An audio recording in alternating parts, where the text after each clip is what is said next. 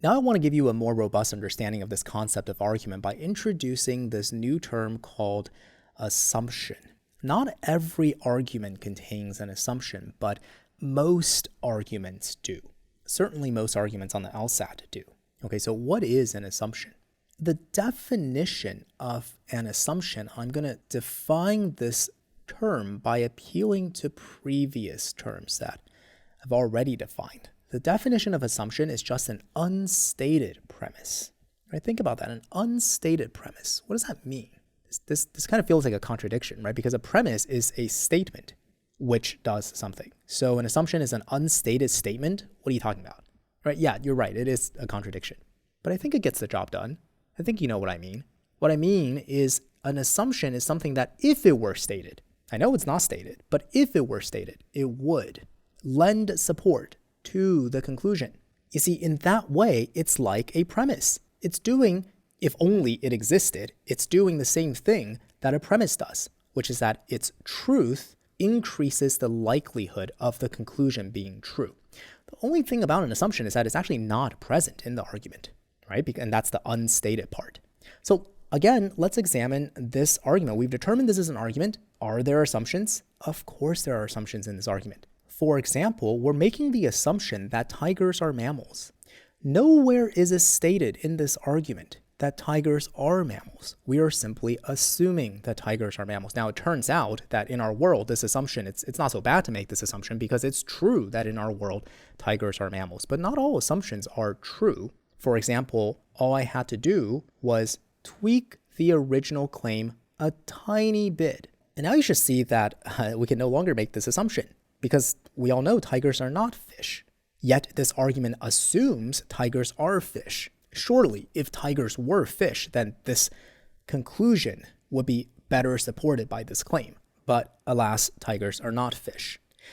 So now we've stumbled upon something else really important in logical reasoning, which is this idea of an assumption. The strength of an argument typically turns on how reasonable the assumptions that the argument makes are. Okay, I'll say that again. How strong an argument is depends on the reasonableness of the assumptions that it makes. With that definition, let's now examine how strong this argument is. Okay, well, first of all, we need to identify the assumptions, right? Before we can examine the reasonableness of the assumptions, we have to first identify the assumptions. I identify one assumption for you already, the assumption that tigers are mammals. Now, we can ask the question of, hey, is that a reasonable assumption to make? Well, surely it is. And we all know this. Tigers are mammals. So check. Great. The argument is not weak for having made this assumption. Are there more assumptions? Yes, there are. Notice the argument never said anything about what suitability means, right? Just what does it mean when you say something is suitable or not suitable to keep as a pet? I don't know. I have some ideas about suitability as a pet. And according to my ideas of suitability as a pet, I can see that very aggressive and can cause serious injury to owners would mean that this thing here, this tiger, is not suitable to keep as a pet. So in other words, the assumption that this argument has made, that aggressive behavior, the potential to cause injury to owners, the assumption that that makes an animal unsuitable to keep as a pet, in my view, that's a reasonable assumption. And I think in most people's views, that's a reasonable assumption.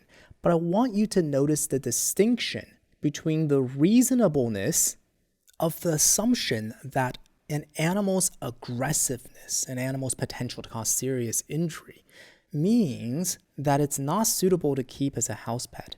And I want you to compare the reasonableness of this assumption against the reasonableness of this first assumption, that tigers are mammals. Which one is more reasonable?